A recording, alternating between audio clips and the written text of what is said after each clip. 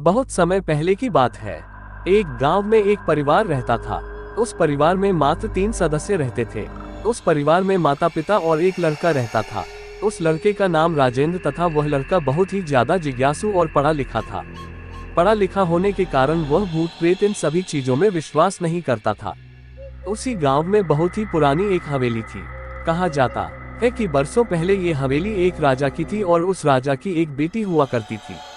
उस हवेली में उस राजा की बेटी की जलकर मौत होने के कारण उस लड़की की आत्मा उस हवेली में चारों तरफ घूमती रहती थी। इस डर के कारण उस हवेली के आसपास कोई नहीं जाता है। वह हवेली बरसों से बंद पड़ी रहती है। वह राजेंद्र बहुत ही ज्यादा जिज्ञासु होने के कारण वह हवेली के बारे में और बहुत कुछ जानना चाहता था। इसीलिए उसने फैसला किया कि वह हवेली के अंदर जाएगा, पर लोगों ने उसे बहुत ही रोका। लोगों ने उससे ये भी कहा कि अंदर जाने वाले लोग कभी भी वापस लौटकर बाहर नहीं आते हैं। फिर भी राजेंद्र बहुत ही ज्यादा बहादुर था। उसने अपनी जान की परवाह किए बिना अंदर जाने की ठान ली थी। राजेंद्र ने अपने 3 दोस्तों को अंदर जाने के लिए राजी किया और वह परसों ही सुबह अंदर जाने की योजना बनाने लगा। अंदर जाने के लिए उसे किन किन चीजों की जरूरत पड़ेगी वह उन सभी चीजों को खरीदने के लिए बाजार चला गया। बाजार से सामान लाने के बाद उसने अपना बैग पैक कर लिया। अब वह दिन आ चुका था जिस दिन वह अंदर जाने वाला था। उसकी जो 3 दोस्त अंदर जाने के लिए तैयार हो गए थे वह भी उसके घर के सामने आ गए थे। राजेंद्र भी तैयार हो गया था और वह अपने माता पिता से आशीर्वाद लेकर उस पुरानी हवेली की तरफ चल पड़ा।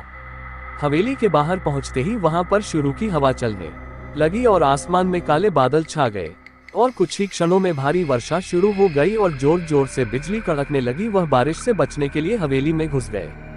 जैसे ही वह सब हवेली के अंदर गए वैसे ही बारिश समाप्त हो गई। अंदर जाने के बाद हवेली का दरवाजा अपने आप ही छट से बंद हो गया। ये सब हवेली में घंटों घूमे फिरे और मौज मस्ती की। जैसे ही उन्हें भूख लगी वे बैग की तरफ दौड़े और बैग से खाना निकालकर खाने लगे। खाना खाने के बाद सभी को नींद आने लगी और सभी लोग वहीं पर सो गए। जब राजेंद्र की आंख खुली तो राजेंद्र ने अपने आप को शीशे के सामने पाया और उसके सभी दोस्त गायब हो चुके थे। राजेंद्र को भी अब डर लगने लगा था। राजेंद्र अपने दोस्तों की तलाश में हवेली में चीखता चिल्लाता चल रहा था। भाग्यवश उसे अपनी एक दोस्त को देखा और जैसे ही वह उसके पास गया वह कुएं के पास मरा पड़ा हुआ मिला। ये देखकर राजेंद्र की आंखें खुली रह गई। वह फूट फूट कर रोने लगा। राजेंद्र अपने बाकी दोस्तों को ढूंढने निकल पड़ा। राजेंद्र को ऊपर की मंजिल से किसी के चीखने की आवाज सुनाई दी। वह ऊपर की मंजिल की तरफ दौड़ा हुआ भागा।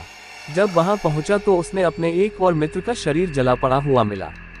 वह मित्र भी उसका जलकर मर चुका था। राजेंद्र को अब कुछ समझ में नहीं आ रहा था।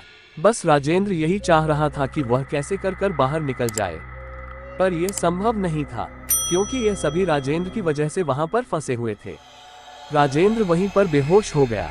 जब राजेंद्र की आंखें खुली तो राजेंद्र ने अपने एक और मित्र को अपने सामने मरा पड़ा हुआ पाया। राजेंद्र ने कुछ बुरी आत्मा से अपनी जान की भिक्षा मांगने लगा, पर वह आत्मा बरसों से भूखी होने के कारण उसने राजेंद्र को भी मार दिया और राजेंद्र के माता पिता बुरे होने के कारण उनकी भी मौत हो गई।